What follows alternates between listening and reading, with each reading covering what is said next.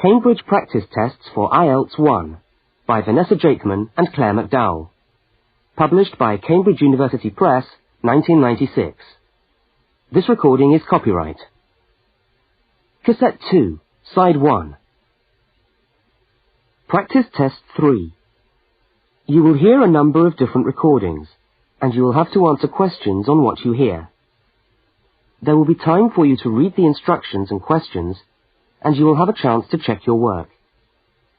All the recordings will be played once only. The test is in 4 sections. Write all your answers in the listening question booklet. At the end of the test, you will be given 10 minutes to transfer your answers to an answer sheet.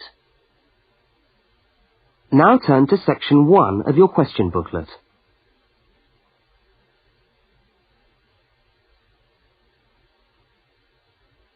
Section 1. You will hear a student inquiring about parking facilities. First, look at questions 1 to 4. For each of the questions, 4 alternatives are given. Decide which of the alternatives, A, B, C, or D, best fits what you hear on the tape, and circle the appropriate letter.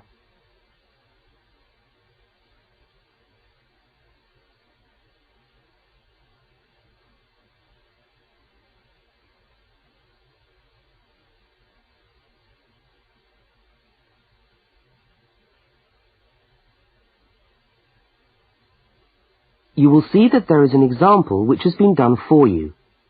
On this occasion only, the conversation relating to the example will be played first.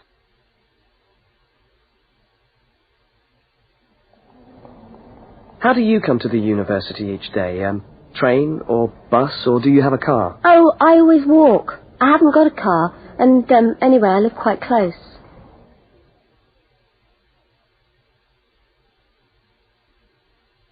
The woman says she always walks, so C has been circled. Now we shall begin. You should answer the questions as you listen, because you will not hear the recording a second time. Now listen carefully to the first conversation, and answer questions 1 to 4. How do you come to the university each day? Train or bus, or do you have a car? Oh, I always walk. I haven't got a car, and anyway, I live quite close. Do you know anything about parking rights on the campus? I was wondering whether students are allowed to park their cars on campus or not. Yes. I think it's possible for postgraduate students, but not for undergraduate students. That doesn't seem very fair. No, I suppose not. But simply isn't enough room on the campus for everyone to park. Do you need a parking permit? Yeah, I believe you do. Where do I get that from? I think you can get a parking sticker from the administration office. Where's that? It's in the building called Block G, right next to Block E. Block G? Yeah. Oh, right. And what happens to you if you don't buy a sticker? Do they clamp your wheels or give you a fine? No, I think they tow your car away. Oh, really? Yeah. And then they fine you as well, because you have to pay to get the car back. I'd better get the sticker then. Yeah. Where exactly is the administration office again? I'm new to this university and I'm still trying to find my way around. Right. You go along Library Road, past the tennis courts on your left and the swimming pool on your right. Yeah. And the administration office is opposite the car park on the left. You can't miss it. So it's up Library Road, past the swimming pool, opposite the car park. Right, I'll go straight over there. Bye, and thanks for the help.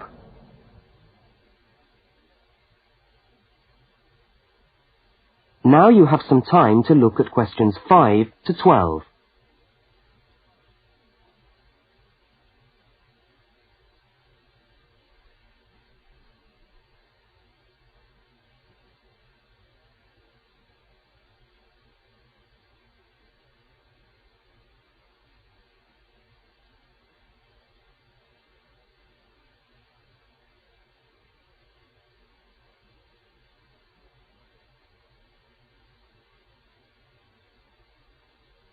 As you listen to the next conversation, complete the application form in the spaces numbered 5 to 10 and answer the questions numbers 11 to 12.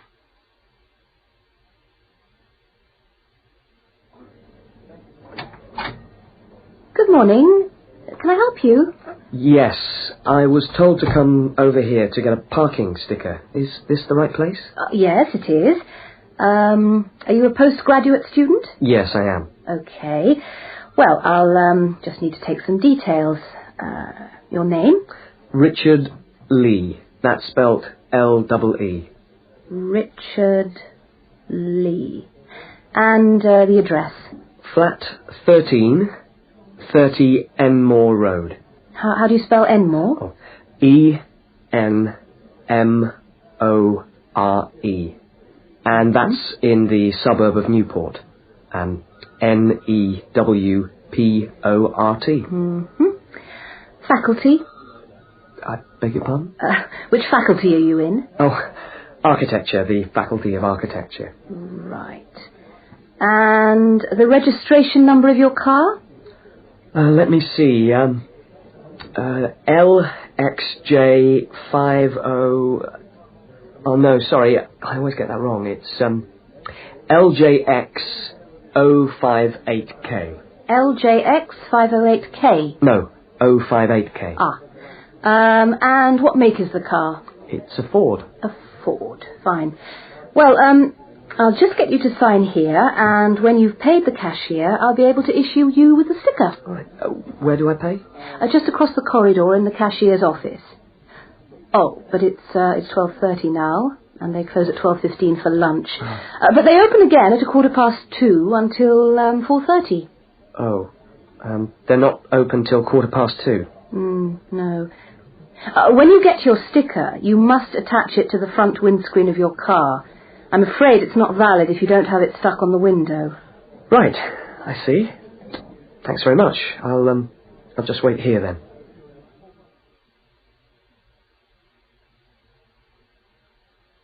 That is the end of section 1.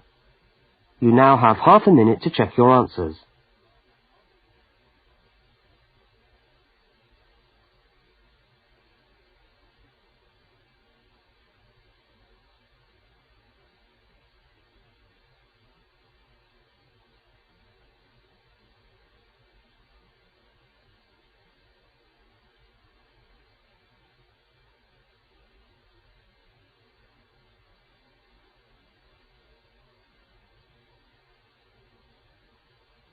Now turn to section 2.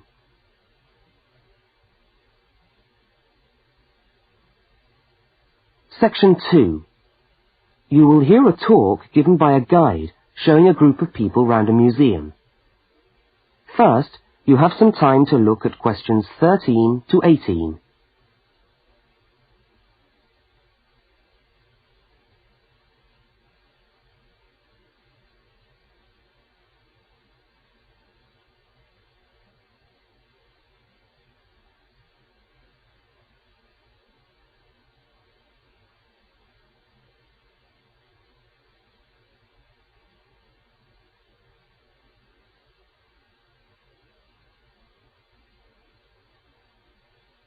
Now listen to the guide and complete the notes by filling in the numbered spaces 13 to 18.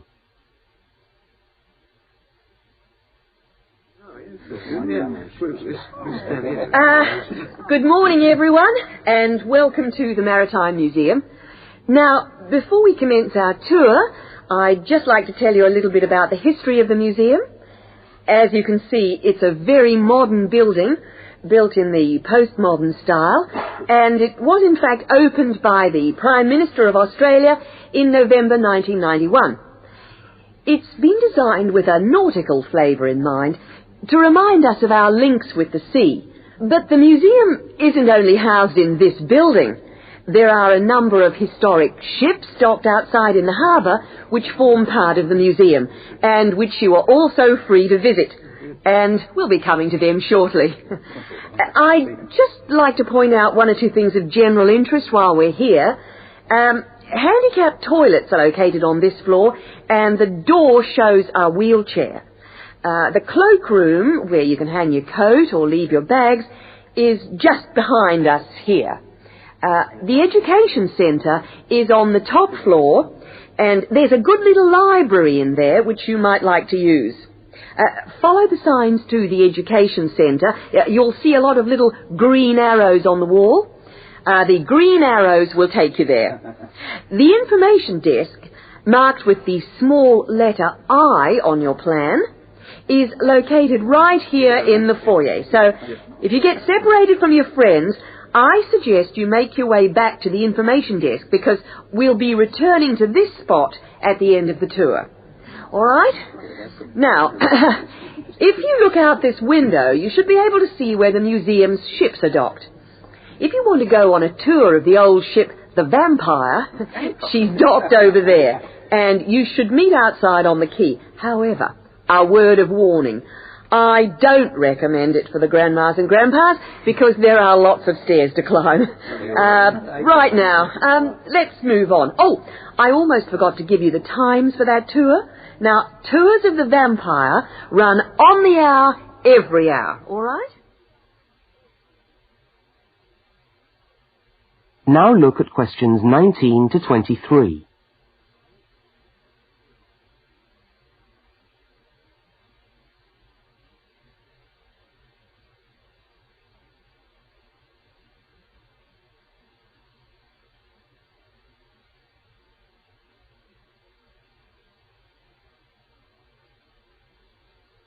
As you listen to the rest of the talk, complete the notes in the numbered spaces 19 to 23.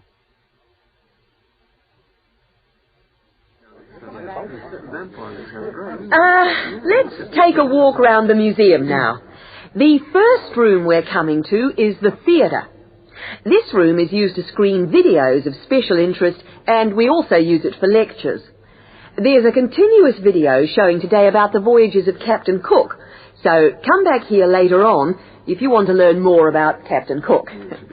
Now, we're moving along the gallery known as the Leisure Gallery. This is one of our permanent exhibitions, and here we try to give you an idea of the many different ways in which Australians have enjoyed their time by the sea. Surfing, swimming, life-saving clubs, that's all very much a part of Australian culture. At the end of this section, we'll come to the picture gallery, where we've got a marvellous collection of paintings, all by Australian artists. I think you can buy reproductions of some of these paintings in the museum shop. They're well worth a good look.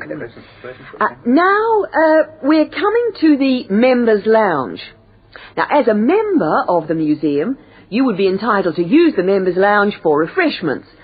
Membership costs $50 a year or $70 for all the family. So it's quite good value, because entry to the museum is then free. And down at the far end of this floor, you'll find the section which we've called Passengers and the Sea. In this part of the museum, we've gathered together a wonderful collection of souvenirs from the old days when people travelled by ship. You'll find all sorts of things there. Old suitcases, ship's crockery, first-class cabins decorated in the fashion of the day. Just imagine what it must have been like to travel first class. Now, I'm going to leave you to walk around the museum on your own for a while, and we'll all meet back again at the information desk in 3/4 of an hour's time. I hope you enjoy your time with us at the museum today. Thank you.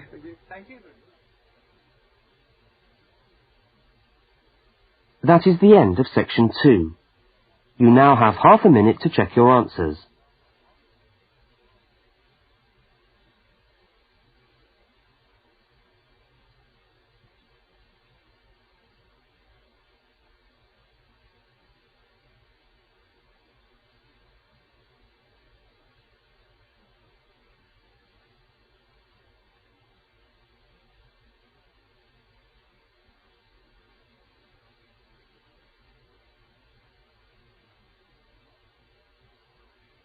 Now turn to section 3.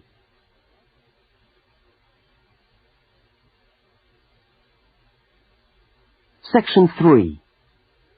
In this section, you will hear a university student, Mark, talking to a tutor and another student about a topic he has studied.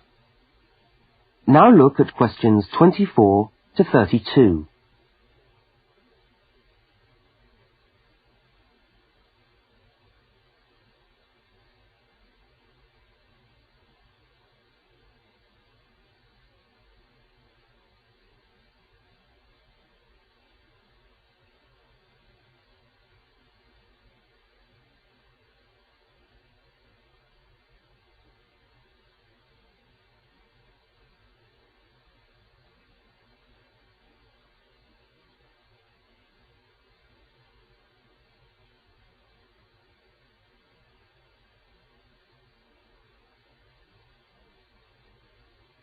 Now listen to the conversation and answer questions 24 to 32. Okay, everybody. Good morning. Good morning. It's Mark's turn to talk to us today, so Mark, I'll ask you to get straight down to business. All right. Now, following on from what we were discussing last week in Susan's tutorial on approaches to marketing, you were going to give us a quick rundown on a new strategy for pricing, which is now being used by many large companies, known as revenue management, before we go on to your actual tutorial paper on sales targets. Is that correct? Yeah, okay, well... So, what exactly is revenue management?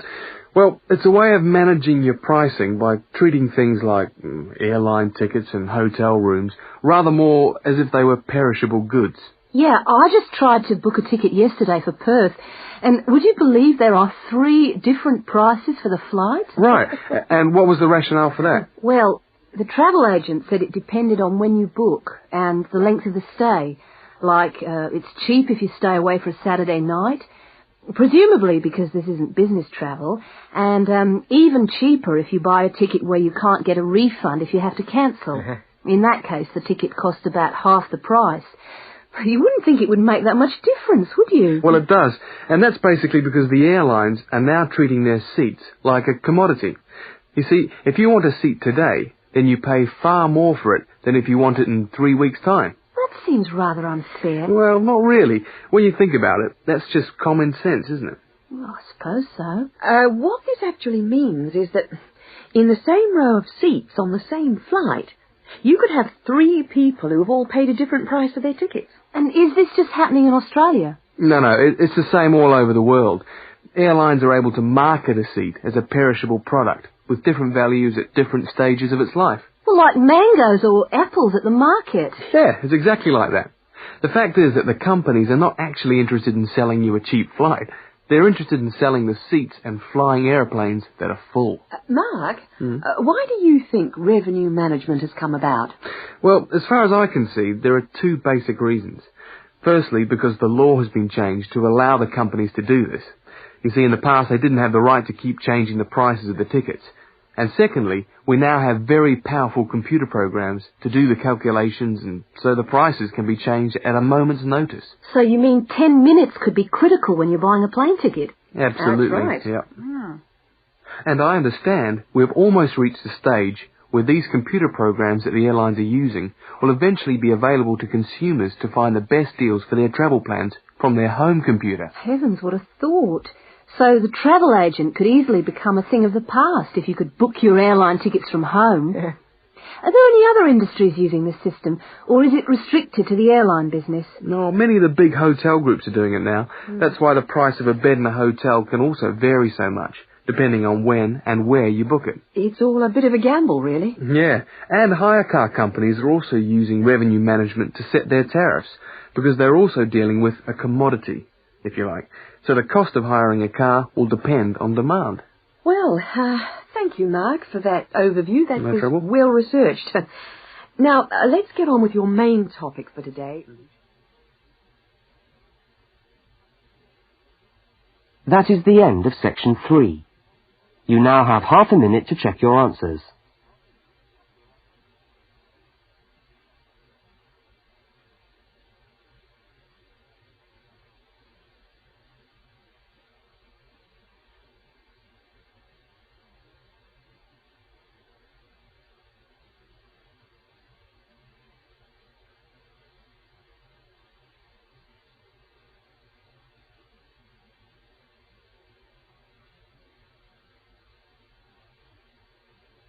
Now turn to section 4.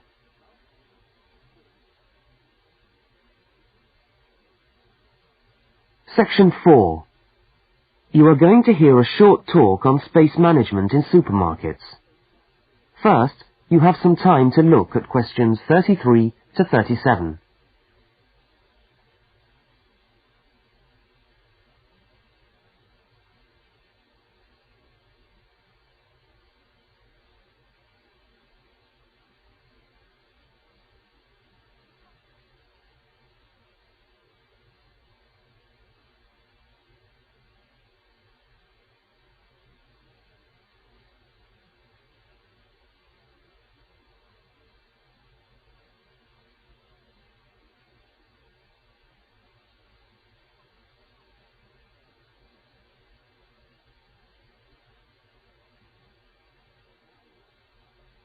Now listen to the first part of the talk and complete the table by filling in the numbered spaces 33 to 37.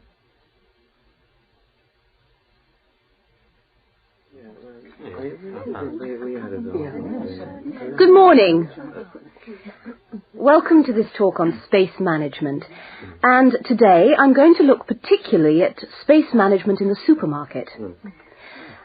Now, since the time supermarkets began, marketing consultants like us have been gathering information about customers' shopping habits.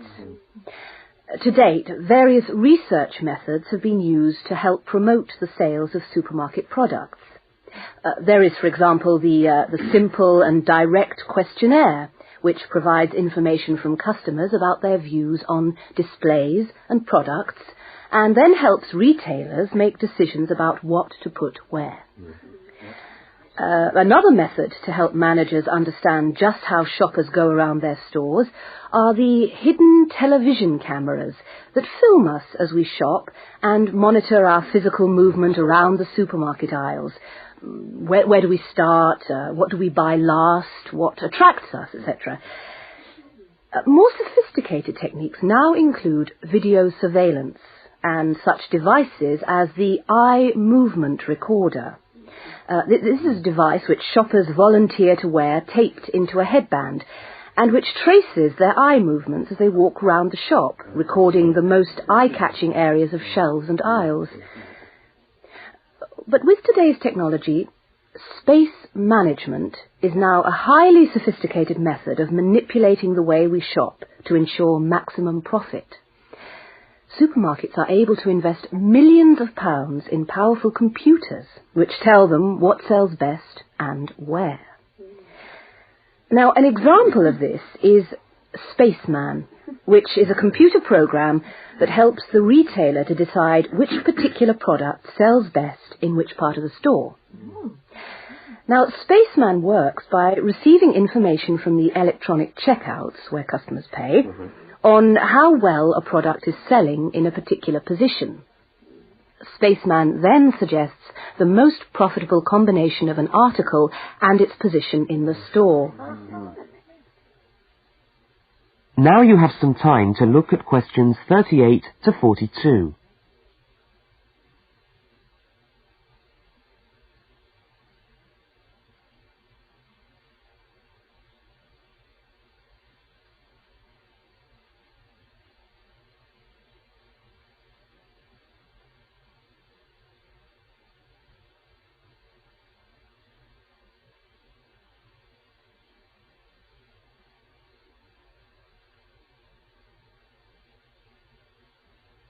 As you listen to the rest of the talk, label the diagram by filling in the numbered spaces 38 to 42.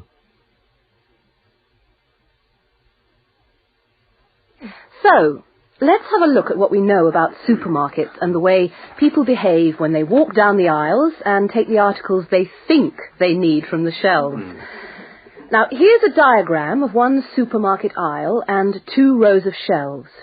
Here's the entrance at the top left-hand corner. Now, products placed here at the beginning of aisles don't sell well. In tests, secret fixed cameras have filmed shoppers' movements around a store over a 7-day period. When the film is speeded up, it clearly shows that we walk straight past these areas on our way to the centre of an aisle. Items placed here just don't attract people. When we finally stop at the centre of an aisle, we pause and take stock, casting our eyes along the length of it. Now, products displayed here sell well and do even better if they're placed at eye level so that the customer's eyes hit upon them instantly. Products here are snapped up, and manufacturers pay a lot for these shelf areas, which are known in the trade as hotspots. Naturally, everyone wants their products to be in a hotspot. But the prime positions in the store are the ends of the aisles, otherwise known as gondola ends. Now, these stand out and grab our attention.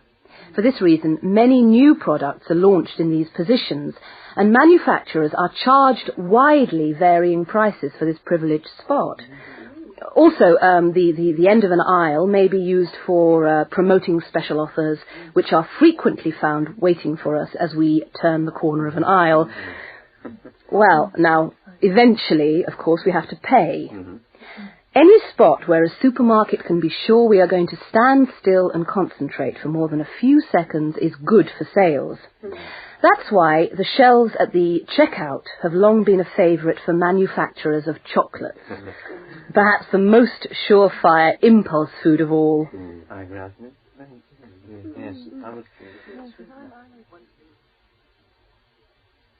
That is the end of section 4. You now have half a minute to check your answers.